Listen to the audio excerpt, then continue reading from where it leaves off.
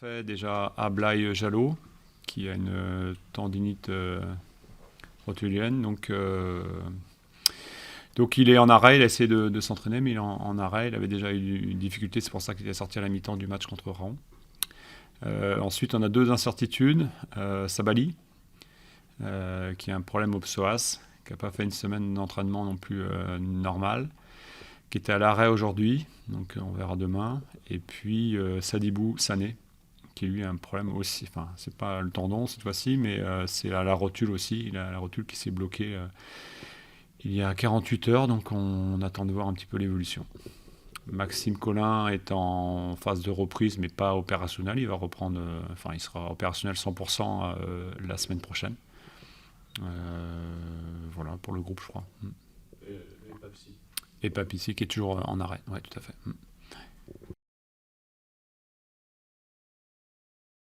Ouais, c'est à la fois une longue semaine et puis aussi une alternance un peu de matchs différents parce que les deux compétitions, Coupe de France et puis championnat, sont un peu. Donc on a un rythme un peu bizarre comme toutes les équipes de Ligue 2. Maintenant, on sait qu'on a deux matchs rapprochés contre des équipes qui sont en très bonne forme, donc il faut qu'on soit prêt.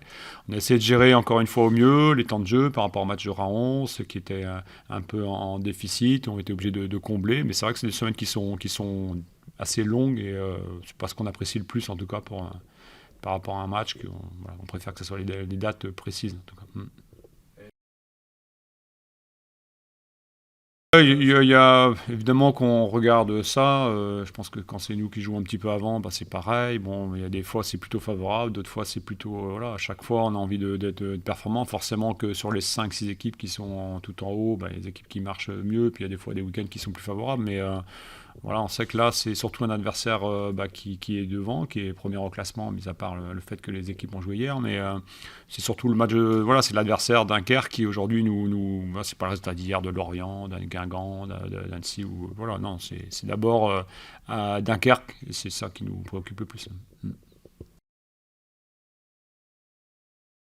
Non, sincèrement, parce que je pense que sur l'année 2024, c'est l'équipe qui est la plus performante. Celle qui, en tout cas, a joué les deux saisons en Ligue 2. Elle a eu un début très compliqué la saison dernière. Tout le monde la voyait condamnée quasiment en décembre.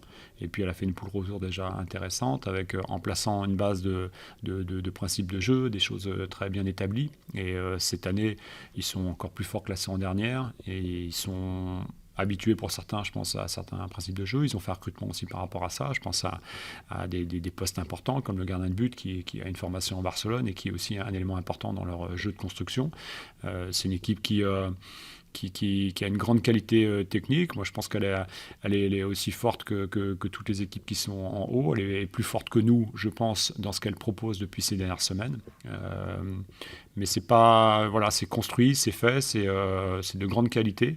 Et voilà, et je pense qu'ils peuvent ouais, vraiment avoir cette ambition de rester jusqu'en haut, jusqu'au bout, en tout cas se bagarrer. Les prestations sont très abouties. Il n'y a aucune surprise dans leurs résultats. Et je pense même que certains résultats leur sont défavorables alors qu'ils méritaient mieux. Je pense à un match à Lorient où ils avaient perdu notamment dans les dernières minutes 4-2. Donc c'est un grand match qui nous attend et il va falloir qu'on on soit avec un niveau supérieur, je pense, à ces dernières semaines. Bah, sur le nom, sur l'histoire, sur le profil, une équipe qui était en Ligue 1, une équipe qui était en National il y a 3 ans, je pense Dunkerque, évidemment que tout le monde de l'extérieur va dire bah non, c'est pas possible, même les budgets, je reconnais. Par contre, aujourd'hui, moi, ce qui m'intéresse, c'est ce qui est rendu sur le terrain, ce que font les équipes depuis notamment plusieurs semaines, et je sais que c'est une équipe de grande qualité. Donc, ouais, ils vont nous poser des soucis. Ils utilisent très très bien le ballon. Ils ont des principes de jeu très clairs et qui sont tout à leur honneur parce que c'est par le jeu qu'ils réussissent à niveler les écarts de budget. Ils n'ont pas un budget de petite équipe, hein, c'est pas non plus. Mais par contre, par rapport à ce qu'ils font, par rapport à leur travail, de l'entraîneur, d'Embaba, de toute leur structure, ils arrivent à faire en sorte qu'elle soit un potentiel aujourd'hui à concurrencer toutes les équipes. Hein. Moi, j'ai aucun souci là-dessus à le dire, et c'est bien pour le football d'avoir des choses comme ça, heureusement. Moi, je trouve que c'est un joueur très très intéressant, très complet. C'est peut-être le plus complet des trois défenseurs centraux. Je ne mets pas Fally Kandé dans cette catégorie pour l'instant, mais en tout cas, je le trouve très intéressant. Chaque fois qu'il a dû jouer, il a répondu présent.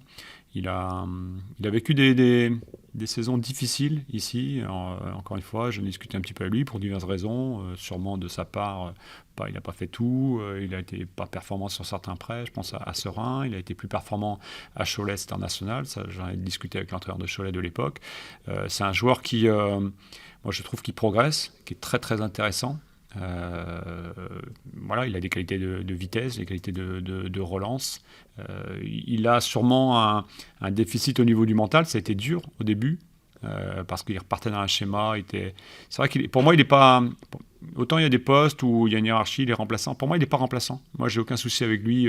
Si Sadibou est absent, si Ismaël est absent, j'ai aucun souci avec ça. La charge centrale a été relativement performante depuis le début. On n'est peut-être pas, je trouve, assez brillant au niveau du jeu. Par contre, dans l'ensemble, on est assez solide quand même. Depuis quelques semaines, on a rectifié un petit peu le tir.